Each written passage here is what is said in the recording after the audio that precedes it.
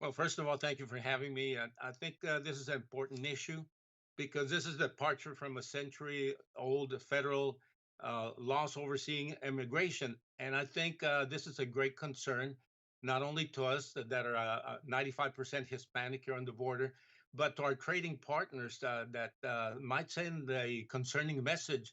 Uh, Being Mexico the largest trading partner for the U.S., this is very concerning, and we have to look at this in another way that local enforcement officials or policemen don't have the training as immigration officer to deal with these situations. So anybody can be profiled, even including me. I can get stopped, and as for my documents, I don't have them. I mean, I could be arrested and then later on asked to produce my citizenship. So these are things that are very concerning, and we have to look at this in a way that we have to understand that federal laws supersede any state laws. That for us, it's concerning because we need direction onto how which law to follow at this point.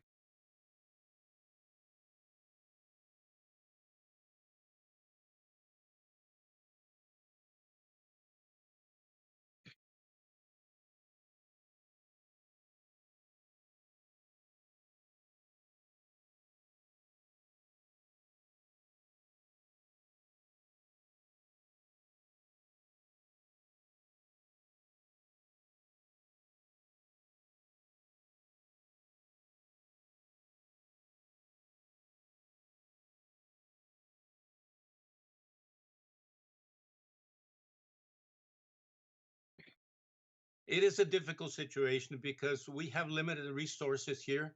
We don't have the jail capacity to house all these people that would be arrested.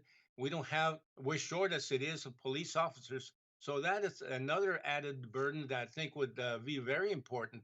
So these are things that have to be looked at a better way. There's better ways to handle this as binational collaboration. I think would work better. And we don't want to send a concerning message to our trading partners. We have received letters already from our counterparts across the border and from even state officials here saying that this could cause a strain in the relationships, being that it's a number one trade partner of the U.S.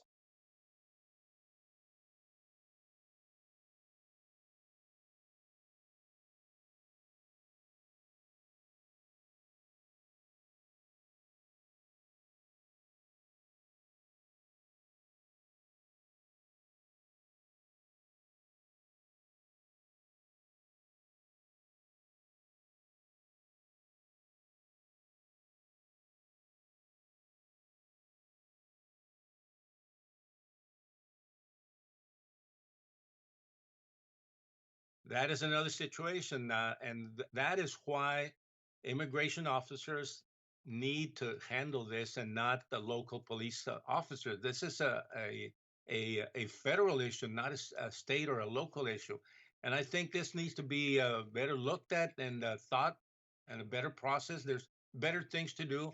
We have a lot of difficulties that we have to look at if that comes about, and more so, one of the main things is the racial profiling and financial devastation to our local communities.